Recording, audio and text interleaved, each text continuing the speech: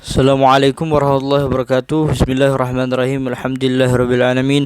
Wassalatu wassalamu ala asyrafil anbiya'i wal mursalin wa ala alihi washabbihi ajmain. Amma ba'du.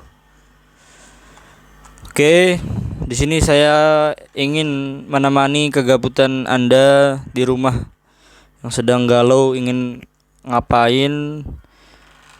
Mendingan yuk kita mendengarkan bersama-sama, kita belajar mendengarkan ilmu hadis.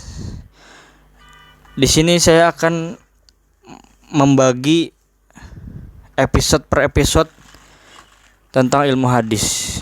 Yang pertama ini tentang keutamaan ahli hadis. Karena pertama kita akan membahas tentang keutamaan ahli hadis. Bahwa keutamaan ahli hadis ini sangat banyak keutamaannya, sangat banyak fadilah-fadilahnya. Ulama banyak mengungkapkan tentang hal ini. Bahkan Nabi sendiri bersabda, "Nasarallahu imra'an sami'a maqalati fahafidhaha wa wa'aha wa adaha."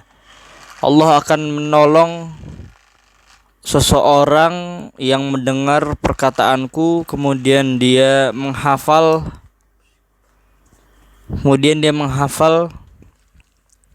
perkataanku dan menjaga, terus kemudian menyampaikan kepada orang lain. Atau di dalam riwayat lain disebutkan nadarallahu imra'an, pakai sigoh nadarullah, Allah memberikan kemuliaan. Ini yang pertama. Kemudian Nabi Muhammad SAW bersabda di hadis kedua, Allahumma arham khulafai, ya Allah rahmatilah para khalifah-khalifahku. Kemudian para sahabat bertanya, ya Rasulullah, man khulafa'uka? Ya Rasulullah, siapa khalifah-khalifahmu ini? Kemudian Nabi Muhammad SAW bersabda menjawab pertanyaan sahabat, alladzina yarwuna ahadithi wa yu'allimunaha nas.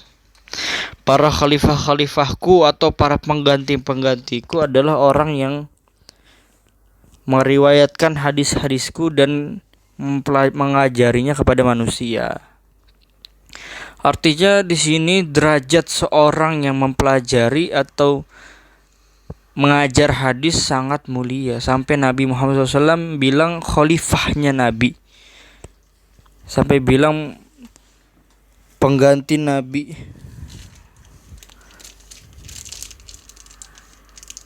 Nabi bilang pengganti Nabi di sini adalah orang-orang yang meriwayatkan dan mengajarkan kepada manusia akan hadis-hadis Nabi. Kemudian Al-Imam Sufyan Ats-Tsauri, beliau berkata, la a'lamu ilman afdalu min ilmil hadis liman arada bihi wajh Allah. Saya tidak mengetahui akan ilmu yang lebih utama dari hadis. Liman arada bihi wajh Allah, bagi orang yang ingin mendapatkan keriduan daripada Allah Subhanahu wa taala.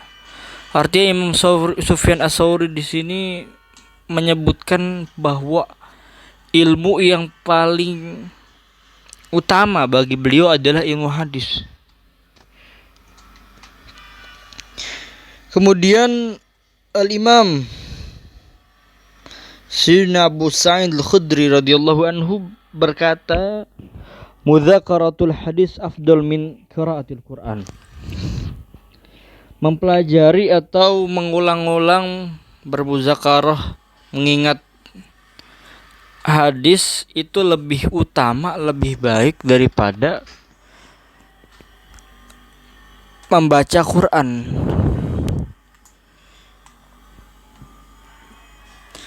Waqala Sayyidina Ibnu Abbas radhiyallahu anhuma, Mudzakaratul hadis sa'atan khair min ihya'i lailah. Mengingat-ingat hadis Nabi, memahami hadis Nabi 1 jam lebih baik daripada menghidupkan malam. Kenapa kemudian Sayyidina Abu Sa'id Al-Khudri dan Sayyidina Ibnu Abbas berkata seperti ini? Karena beribadah itu atau membaca Quran atau beribadah semalaman itu hanya bisa bermanfaat bagi dirinya. Akan tetapi ketika kita mempelajari hadis Nabi, kemudian memahaminya, kemudian kita menyampaikan kepada orang, maka ini bermanfaat bagi kita dan orang lain. Orang lain jadi paham, kemudian kita mendapatkan manfaat. Mereka mendapatkan manfaat, kita mendapatkan manfaat. Pahalanya lebih besar.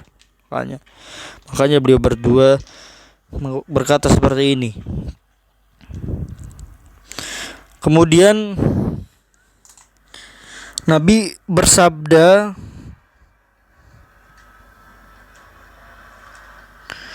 Inna awlan nas bi yaumal qiyamah aktsaruhum alayya salatan.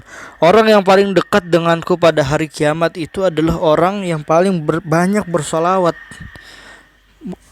Paling banyak orang bersolawat kepadaku. Itu orang yang paling dekat denganku nanti di hari kiamat. Qala Ibnu Hibban. Imam Ibnu Hibban mengomentari atau mensyarahi hadis ini bahwa beliau berkata, orang yang paling dekat dengan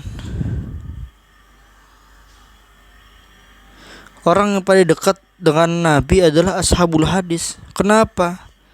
Id laisa fi hadhil ummah qaumun aktsar salatan minhum. Karena di umat Nabi Muhammad itu yang paling banyak bersolawat adalah ashabul hadis. Karena setiap hari, setiap waktu selalu membaca hadis Nabi, selalu mendoakan Nabi, mendoakan para sahabat. Wa bihi qala hadatsana qala Rasulullah sallallahu alaihi wasallam, terus. Makanya Imam Ibnu Hibban bilang orang yang paling dekat dengan Nabi adalah ashabul hadis. Dari sini kita sangat mengetahui bahwa banyak sekali daripada fadilah-fadilah mempelajari hadis-hadis Nabi. Mungkin itu saja dari saya, kurang lebihnya mohon maaf. Hadanallahu iyyakum ajmain.